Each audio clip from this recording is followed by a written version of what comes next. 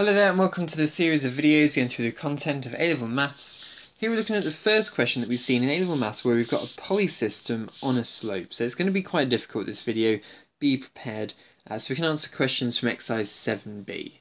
So in this question here, what do we have? Let's get the diagram sorted. So we have a mass of 3 kilograms that rests on the slope of a smooth plane, so luckily no friction, but we will introduce friction at another time. At an angle of 45 degrees, the mass is attached to a cable which is passed up the plane and passes over a smooth pulley at the top. The cable carries a mass of 1 kilograms which hangs freely at the other end. There is a force P acting horizontally to the force of 3 kilograms and the system is in equilibrium. Wow, so we've got loads of stuff going on here. We've got a pulley system, we've got one continuous string acting over the pulley system. Remember, one string, one tension, so the tension will be the same. And we've got this extra force here coming in, an angle, which is going to affect the forces as well. We've got a 3G Newton force here and a 1G Newton force here. By modelling the cable as a light inextensible string and mass as particles, find the magnitude of P and the normal reaction between the mass and the plane. So it's in equilibrium, so nothing's moving here, so we know that all of the forces are all going to cancel each other out. But the first thing we always do with these questions in general is to resolve the forces. Now we've got a 45-degree angle here, so we know we've got 45 degrees there. So the 3G Newton force can be resolved into a 3G cos 45 and a 3G sin 45. Really important that when you're making notes on this, you draw yourself a massive diagram so you're not squinting at what you've put in your resolved forces here. We've also got P to resolve because that's coming in at an angle. So we're going to have a Z angle rule, so that means 45 degrees will go in there. And then we're going to have P sin 45 and P cos 45 on those lines there. So, let's now have a look then at this particle on the right hand side here. We're putting in our tension forces, same string, same tension. So, we're having a look at this string here. Ignore this string on the slope for now. Ignore this particle on the slope for now. Just have a look at this particle over here for a second. Find the tension using the 1 kilogram mass. So, just looking at this particle here, ignoring all of these forces over here.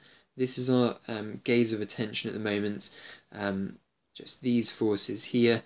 We're going to obviously see that if the particle is in equilibrium, then we have tension equal to 1G newtons. So the tension in this rope here is 9.8 newtons.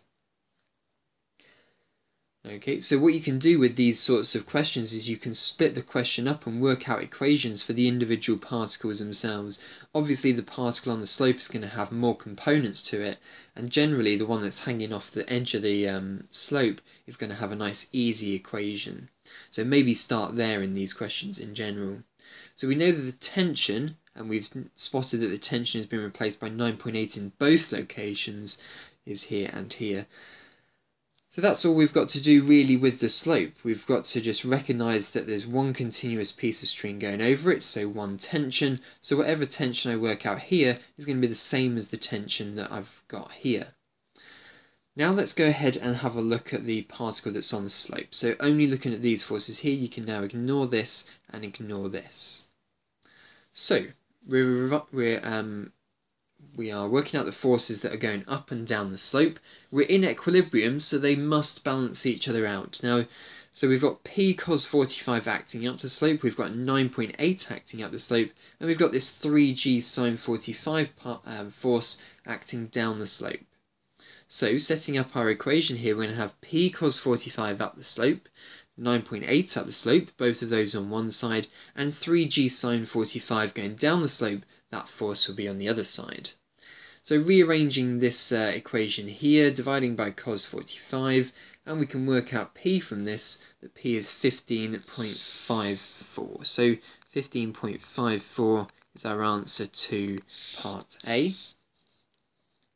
Part B then is to find the normal reaction between the mass and the plane. That is the R force here, we want to find that force. So we're now going to be resolving perpendicular to the plane, or basically the blue forces that were going in or out of the slope. So we're going to look at the blue forces that we've highlighted here. We've got two forces going into the slope, one force going out the slope, and it's in equilibrium, so these forces must balance each other out. P sine 45 going into the slope, 3g cos 45 going into the slope, must balance out with the force going out of the slope, r. So in this case here, just do your calculation and you get 31.78. So there we are. So it's basically 3 steps to that question. And the first was to look at the particle that's dangling off the side. Then we had a look at the forces up and down the slope. Notice here, just before, in between step 1 and step 2, that whatever tension you work out dangling off the slope, or dangling off the top of the slope, is going to be the same as the tension pulling up the slope. These two tensions here and here are the same. And then resolve up the slope, resolve in and out of the slope, and you've got your answers. So your turn to have a go at this question here then. Pause the video and try this question out.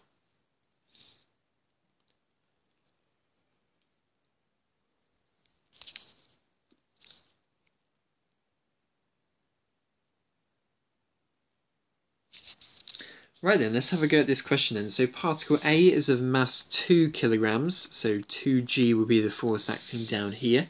In equilibrium on a smooth inclined plane. We will look at friction's plane soon. The plane makes an angle theta at the horizontal with tan theta equals 3/4. Now, what I've told you to do in a previous video is not to consider inverse tanning this and working out what the angle is, but to consider the 3, 4, 5 Pythagorean triangle like this one here. We know that tan measures the ratio between the opposite and the adjacent side, so opposite will be 3, adjacent will be 4. So therefore cos theta will be adjacent divided by hypotenuse, and sine theta will be opposite over adjacent. Carrying on, the particle is attached to one end of a light and extensible string and passes over a smooth pulley as shown in the diagram. The other end of the string is attached to particle B of mass 5 kilograms, so 5g here. Particle A is also acted upon by a force of magnitude F, pulling it down the plane along the line of greatest slope. Don't really need that part in the question there, it's just saying that it's acting down the slope at the angle of theta degrees. Part A then is find the magnitude of the normal reaction between A and the plane. And then part B is to find the value of F. Okay, so let's get started in this question then. So we've not quite finished our forces on this diagram yet. We need a tension force to be acting here and a tension force to be acting here. The other thing we need to do is resolve these forces here. So theta's going to pop in here. So I'm going to have on this side 2g cos theta, and on this side here 2g sine theta. Now I said previously that the best thing to do would be to work with particle B first, but looking at what they've actually asked us in the question, they're wanting us to work out the reaction force. So I'm now going to be resolving particle A in and out of the slope, so perpendicular to the slope. So out of the slope is going R, and into the slope is going 2g cos theta. Now I don't know what the value of theta is, but I know what the value of cos theta is. That's 4/5. So my answer here is going to be 8/5g. Or in other words, 8 times 9.8 divided by 5 gives me 15.68 newtons. Great, part A done then. On to part B now. Find the value of F. So, having a look at particle A, I can't work out F yet because I've still got this tension force here. So now it's going to be best to consider the forces on particle B. I'm going to be resolving forces upwards and downwards. So look how I've written out my answer, or look how I'm structuring it. I'm working with particle B, so that needs a B symbol there. And I'm resolving my forces upwards and downwards. So that's why I've got a capital R and an upwards and downwards arrow. Please copy this notation, it's really nice, and throughout the whole time I've been teaching A-level maths, this is the best way of presenting your work that I've seen. So, upwards forces equal downwards forces, so we've got a 5g Newton force acting acting in the tension position here. So I can delete the tension symbols and write 5G instead.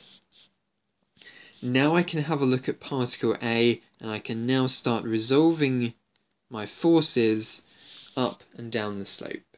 So, up the slope I'm going to have 5G, and down the slope I'm going to have 2G sine theta, and I'm going to have the force F. So, rearranging my equation here, I know what sine theta is, it's 3/5. And that's going to equal F, so I'm going to have 5, so G, I'm going to factorise out 5 minus 6/5 equals F. So in this case here, 25 minus 6 is 19/5. G, mathematicians always like having their final answers in exact form, so this would be an exact form, but I suppose you want it as a decimal value, so you're going to have 37.24 as the final answer here for the value F. Lovely, there we are. So that's the answer to this question here then. Have lots of practice on these questions, because yes, I've made it look easy when I've gone through it pretty quickly. That's because I've had tons of practice, so you need to have tons of practice as well. Have a go at plenty of the examples from exercise 7b. Have a go at the problem solving ones, the exam style questions. And thanks very much for watching.